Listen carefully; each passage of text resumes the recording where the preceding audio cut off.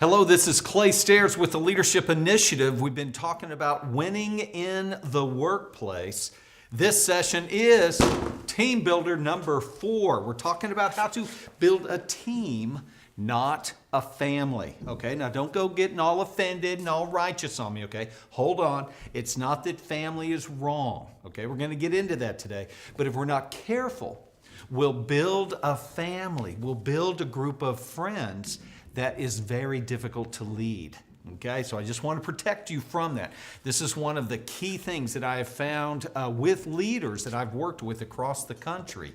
Entrepreneurs, managers, just leaders in general that are trying to move their company or their organization from point A to point B, but what they've done is they have created around them, they have built around them a group of friends, a group of people that, we just feel like family. We just know each other. We do things together all the time. We just feel like family, and that's wonderful. But the problem is when you have to approach one of those family members and say, I got to kick you out of the family. It just doesn't fit. So I want to talk about how to build a team and not just a family. All right, if you remember some of the sessions that we've done up until now on the team builder level. Again, the idea here is I've been a good worker. I've been with a specific company. I've gone through the training on the worker level, and I've become a star employee. I've become viable. Remember talking about this in session number 1. I've become viable to the company. Being viable equates to being valuable to the company. If you don't bring value on a daily basis, key thing, daily basis, just not every now and then. But if you're not valuable to the company, then your head's the next one on the block. And when things happen, when stress, pressure, when things need to downsize, you're the one that's going to be going. So we want to make sure that we are viable in the organization so we can be valuable. Then also remember talking about fellowship or followship first. And that was a key thing. Again, we love this idea of leadership, and so we want to be out front. We want to lead. But if we're not careful, we'll be like me. Guys, I made this mistake. I didn't know that I was making the mistake, but I didn't learn how to follow. And as a result, when I got leadership positions based on not character, but based on talent and skill and personality, when things got really difficult and when things got really hard, I didn't know how to inspire people to follow. All I knew to do was to beat the people into submission to follow me because I didn't personally know how to follow myself. So this is a key step for us to learn how to follow first. Okay, I know it says fist right here. Let me go ahead and change that. Some of you have probably already noticed, and he's misspelled that. All right, well, here we go. First, okay? Fellowship first on that. This is very key, and it's important. Anyone that you enlist, and we'll eventually be talking more and more about a mentor in your life. But if you get that mentor, if you get that Gandalf, that Yoda in your life, it's going to be very important that you know that they have come through a season in their life of fellowship. It's very difficult if you find a leader that's done great, but they themselves never learned how to follow anybody. They just won't have the capacity, mental or emotional capacity, to help you through the struggles of following. It can be hard. I don't want to follow. I just want to lead. Just want to lead my own life. I don't want to follow anything else. It can be really difficult. And then finally, we talked in our last session about expanding our definition of friend. Remember about the idea of, they're my friend. I don't want to hurt the relationship. I don't want to confront. I don't want to have any conflict. And how important it is as we are workers and we want to move out of just the worker level. We keep all of that, but we expand into a team builder. We have to begin to look at people differently, not just as friends that are hard to confront, hard to do any conflict with, but actually that we are on a team together. We are in the ship. We are in the boat together. And so for me to confront, for me to have to work through conflict, for me to encourage others is so important. And if I am a really good friend, I would do that. So what we're going to be talking about today as we move forward in this series of, Clay, how do I become, I'm a worker, but I want to move forward. I want to get to a place where I'm able to be promoted. How do I get promoted? How do I move up in the company?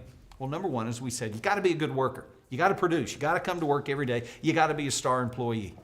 And then as we're talking about in this session with Team Builder, you have to be able to gather people around you. You have to be magnetic. You have to get to a point where people will be willing to follow you.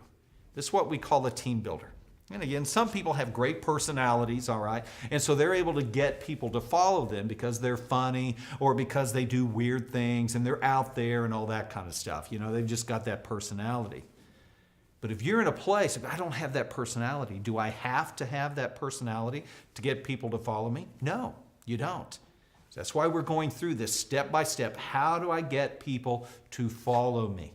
Because this is all about team building, all about getting people to come with you. So later on, when you're a manager, you step into a management position and you say, this is what we're going to do, people will actually do it. This is the big, huge lament that I find across the country when I'm talking to managers is, Clay, I can't get the people to do what I'm telling them to do. They just fight back. They just don't get it done. Bingo. They didn't learn how to build a team. All they did, maybe they went from a good worker and they jumped this level and they went right into management. Or even better, which happens all the time, just out of necessity, we need a manager, so they just grab somebody and plug them in, whether they are a good worker or not. So all kinds of things go on in the workplace. So whether you are a worker trying to be promoted or whether you are a manager that is struggling to get people to do what you want them to do, this session is going to help you a ton as we learn how to build a team, not just build a family. Okay? Very important here as we move forward. So as team builders, we must tap into what energizes people, what makes them act. Okay, we've got to get to this point where we are able to tap into their wanter, as my dad, Don Staires, would say. We've got to tap into their wanter and expand their wanter. Because if there is no action, there can be no production. Okay? So once again, if there is no action, then there will be no production. We have to, as a team builder, it's great to have a bunch of friends at work. It's great to get along and create this team or this idea of a bunch of friends that we go to work with. But we have to get to a point where we are causing action. We are inspiring action with other people. It's great that we all like one another, but if we are not achieving goals, then we're not a winning team. We're just coming together and we're having fun. And hey, get this, we're getting paid. We're getting paid to come together and kind of hang out together today. Isn't that cool? We get to hang out every day. And that's nice, okay? It's not that you want to go to work with a whole bunch of people you don't like. But if you don't produce action, then there will be no production. No production, business is going to go down pretty quickly. And if you're the team leader, then this lack of production will eventually come back to you. It'll lay on your doorstep. Because your job as the team leader is to inspire people, to move people toward production. So remember at this permission level, remember talking about gaining permission? It's at the permission level that we build the relationship. Healthy relationships that are based on, as we look at the notes, healthy relationships based on mutual respect and honor. But to build a team, we have to move from production, okay? We have to move from permission into this area of production. If we get stuck here, again, this is when people, we built a relationship with them, they like us, we get along, we have a good time. But at some point, I have to use this as a foundation to move toward production. And once again, if I personally have not already been in this area of production, it's going to be really hard to lead people into that. We become more of a travel agent. You ever heard of that metaphor before? I don't want to be a travel agent. I want to be a tour guide. As you are building teams, as you are helping people grow and helping people move forward, then what's going on here is if you are a tour guide, you've never been here before. You just sit in an office but behind a desk and you look at pictures on the internet and you tell other people to go there because you've heard that it's really good. Okay? Oh, it's great. You're going to love it. You're going to love it. I've never been there, but I'm going to send you there. I personally have never been there, so I can't really give you details. I've just looked online. Okay? Now, again, there's nothing wrong with being a travel agent. But when you are a team builder, we want to have more of the mindset of a tour guide. Come with me. Remember talking about that? Come with me. And we know exactly, because we have been there before, we know when to stop and when to appreciate, and then when to move on. We know what to be careful of because we've been there before. We know what to tell people to look out for and how to help people really embrace and appreciate the experience because we've been here before. So you may want to take a time just right now in your company to do a quick little self-evaluation on, am I a producer? Now again, producer doesn't mean you show up at work, okay? It doesn't mean you just show up to work.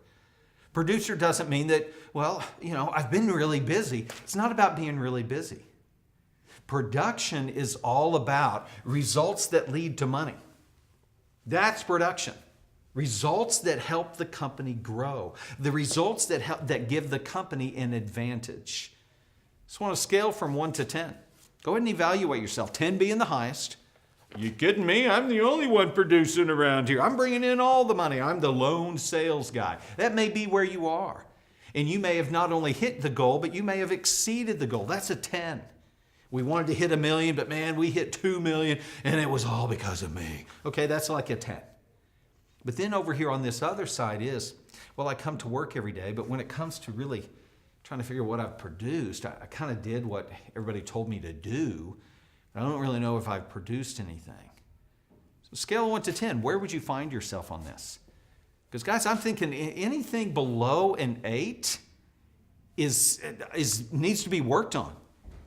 Anything below an 8 is something that you need to expand on. You may need to go back to this worker level, spend more time there, discover what can I produce, because I promise you, if you move up into management, and you are put over it, supervisory roles to tell people what to do and to assign work to other folks. If you haven't been here ahead of them, it will be very difficult for you to gain the respect that you need to gain to get people to go there. If you haven't been there yourself first. So I just want to encourage you. This is, again, is one of those 5 levels that John Maxwell talks about. One of the 5 levels of leadership is the production level. So we want to get to this point where we have produced. Okay? Again, if we just stick with the relationship and we got everybody liking us, that's beautiful. We just don't want to stop there. We want to move forward to the production level. You personally, as well as you bringing other people to this production level.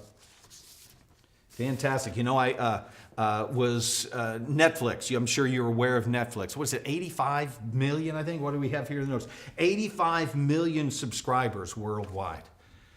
Okay, because it's something I do, I actually went into Netflix. They've been, they're kind of an icon. They've been successful. They've grown really good. They put Blockbuster and all these other companies out of business. What is it that they're doing? I actually took some time to go online and find their employee manual. I was learning how they build their culture and what's their thinking behind the culture. And I love this line that they have. This is right at the beginning of their employee manual. We are a team, not a family. We're like a pro sports team, not a kids' recreational team. Oh, I love that language because I've been in this place before where I built a family, and that's hard. It's hard. It's hard in your company if you build a family, because then when it comes time to make hard decisions, it's extremely emotional. Again, I'm not saying it's wrong. It just gets very emotional. It gets very emotional, and it can be very limiting when you want to grow your family bigger and bigger and bigger.